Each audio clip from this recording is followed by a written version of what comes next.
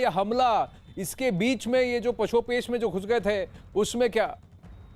अच्छा, एक और बड़ा अपडेट आ रहा है यतेंद्र, से पहले से मैं आपके पास आऊं, अखाड़ा में बताना चाहेंगे कि पहले 11 को जारी होना था तृणमूल कांग्रेस का मैनिफेस्टो, लेकिन अब ममता बनर्जी की चोट की वजह से सब कुछ 2 दिन से टल गया है। अगले 2 दिन का कार्यक्रम उन्होंने टाल दिया था, 12 और 13 तारीख का जो था, और जिस दिन उनको मैनिफेस्टो रिलीज था उस दिन वो अस्पताल में थी, चिकित्सा उनकी हो रही थी। वो जल्द से जल्द शीघ्र से स्वस्थ हो जाए, यही सब कामना करते हैं। लेकिन अब बताया जा रहा है कि 14 मार्च को घोषणा पत्र यानी मैनिफेस्टो उनका रिलीज होगा और 14 मार्च को ममता बनर्जी जारी करेंगी घोषणा पत्र। कहां से करेंगी इसकी पुष्टि अभी नहीं हुई है। उनका पुरुलिया जाना था जो कि वो कैंसिल हुआ है, तो कई सारे उनके कार्यक्रम जो है पोस्टपोन और रीशेड्यूल हुए हैं। पर तृणमूल कांग्रेस का घोषणा पत्र 11 को जारी होना था, अब 14 तारीख को होगा। कोमलिका सेनगुप्ता हमारे साथ हैं। कोमलिका जी नमस्ते। तो जो प्रोग्राम टल गया था, अब क्या ममता बनर्जी आज बैक इन एक्शन हो जाएंगी जल्द से? 14 तारीख को मैनिफेस्टो रिलीज है।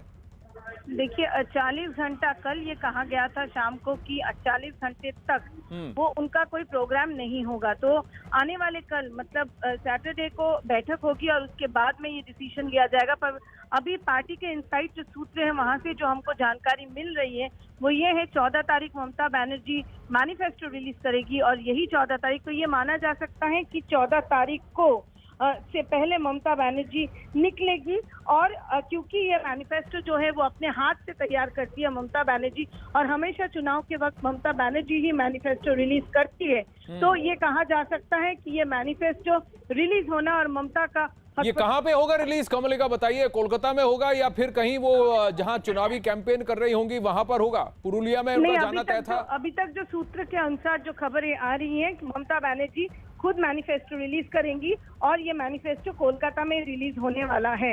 कोलकाता में स्वयं खुद ममता बनर्जी जैसा हमेशा करती हैं वैसा ही होगा, लेकिन 3 दिन से टल गया है उनकी चोट की वजह से, चिकित्सा की वजह से। और कोमलिका जी कह रही हैं कि 48 घंटे तक उनको कहा गया था, उनको एडवाइस किया गया था कि आप कोई एक्टिविटी ना करें, आराम करें, रेस्ट करें। उसके बाद 2 दिन के बाद फिर शायद ममता बनर्जी हरकत में आएंगी। वो चुनावी प्रचार में नहीं होंगी, चुनावी दंगल में ना होंगी, तो फिर कैसे होगा? बंगाल में फिर मजा थोड़ी आएगा इस चुनाव में, क्योंकि 294 सीटों से तृणमूल कांग्रेस का चेहरा तो ममता बनर्जी हैं, तो दीदी हैं।